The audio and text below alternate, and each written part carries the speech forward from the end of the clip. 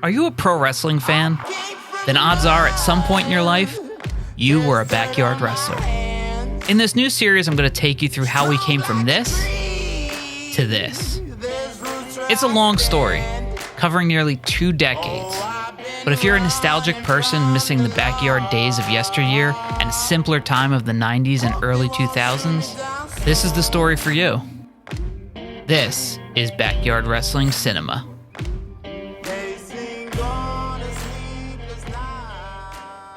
Welcome to Backyard Wrestling Cinema Season 4, Episode 2. On our last episode, we ended up not airing the show because of our pathetically high standards for a backyard wrestling show. And this show would suffer the very same fate. The tape begins with just a bunch of nonsense. Homeboy Joe Slice was sleeping and using the dog as a pillow. My girlfriend and I were just wrestling around in the ring. Mumbles was throwing scissors, very safe. And then Homeboy and Bobby Bow were kind of having an amateur wrestling match. It's all pretty standard stuff for us back in the day.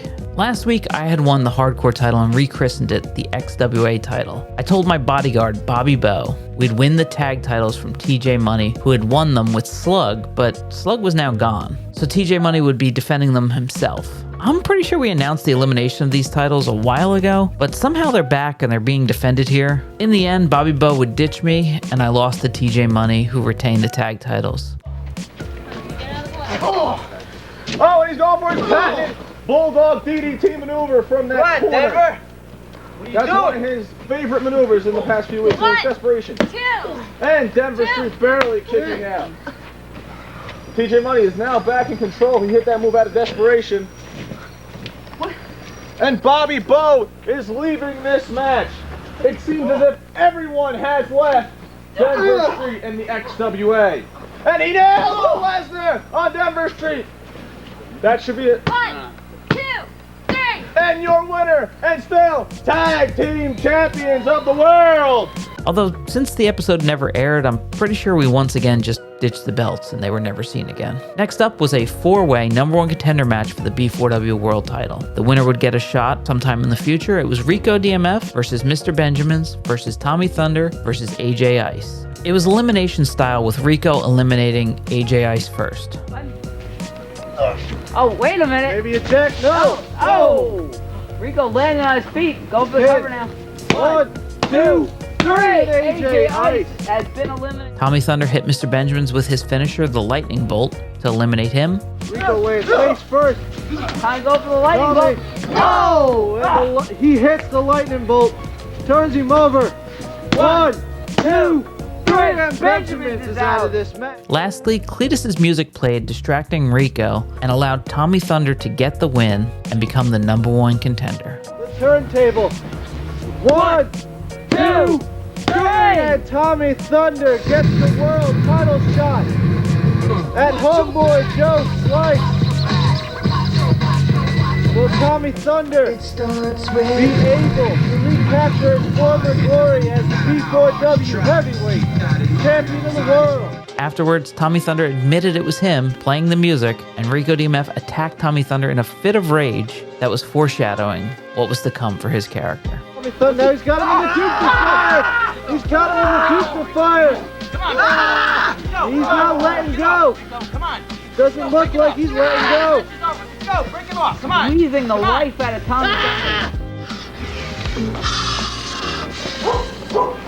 Next up, the Beast challenged for the B4W World title as he met the current champion, Homeboy Joe Slice. Homeboy began doing this thing where he would place the belt on this clothes hanger, and it became his thing so much so that 20 years later when we visited the backyard, it was something that we all talked about. Krieger used to hang the world title right here when he was the world champion. Beast had such a different look than the rest of us, mostly because of his size. He was just a tall and big guy, but he moved really well. If he was more consistent and somebody we could rely on, he would have been our main champion at this time. That's the title. You have to pin the champion. To be the man, champion. you gotta beat the man. Homeboy, no, he took off. However, that was not his destiny, and Homeboy Joe Slice would successfully defend the title and remain champion. Oh, that's drop kick off the top rope. Oh my God. That should be it, folks. 1, 2, 3. Hey! And that was enough! At home! Looking back, I noticed the same issues with this show as the last. The stories are all in the ring. No vignettes or promos or backstage stuff to break up the in-ring action. The show is just simply not as fun to watch as it was to shoot it. And I think our shows were successful for that reason. People could tell we were having fun making the show. I'm a big believer in never losing focus, and it's clear looking back that I had lost it. No regrets, it was still the time of my life. And I wouldn't change the stuff we did shoot. If anything, I would just add to it with more story. And we'll be back with more story as the XWA angle is just getting started. We'll see you next time right here on Backyard Wrestling Cinema.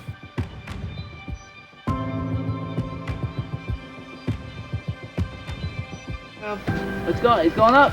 Victory roll! Looks like it's coming Cut the off. leg! 1, 2, no! Uh-oh, he's got him up! The rolling shoulder press. Oh, and he nailed it. In the surfboard. Tommy sits up. Oh, super chest to the loin.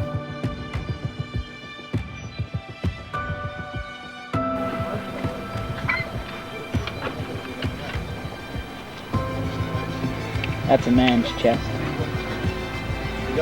Oh yeah.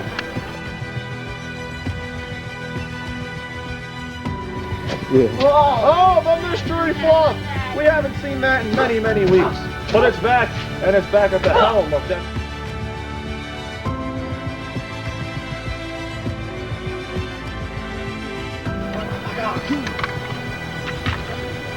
Oh,